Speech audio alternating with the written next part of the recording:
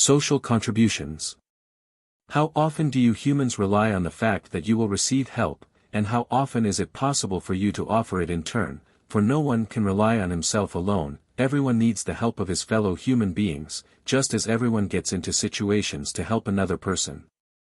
Yet people endeavor to achieve complete independence from their neighbors and also to rid themselves from giving help.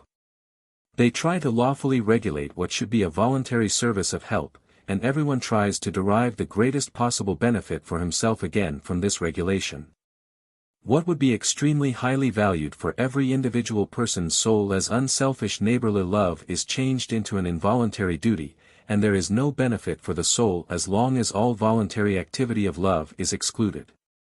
According to human estimation, all earthly hardship could be averted from people in this way, and this is no doubt also the intention of those who feel responsible for people's serious difficulties, since they cannot be concealed and burden the latter. And as long as unkindness prevails amongst humanity, even these endeavors are a blessing inasmuch as people will not perish in misery. Nevertheless, it cannot solve people's spiritually low level, for this requires activity of unselfish neighborly love. People have to be touched by other people's hardship to kindle the love in them. There has to be the kind of adversity amongst people that will stimulate a kind-hearted person into actions of love. Help can be rendered in every respect to a fellow human being through words of comfort, through caring sympathy, through active assistance. Yet human life, above all, relates to the overcoming of matter, the transformation of selfish love into selfless neighborly love.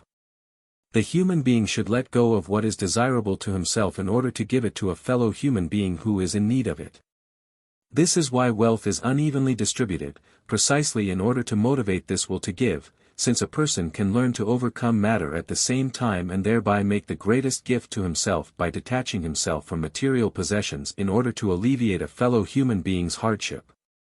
Only what is voluntarily relinquished will reap a rich reward for a person, for only free will demonstrates love, whereas all other contributions a person has to make are entirely devoid of love. Indeed, they are more likely to harden a person's heart as he suppresses in himself the will to give in the belief of having done enough for other people's well-being.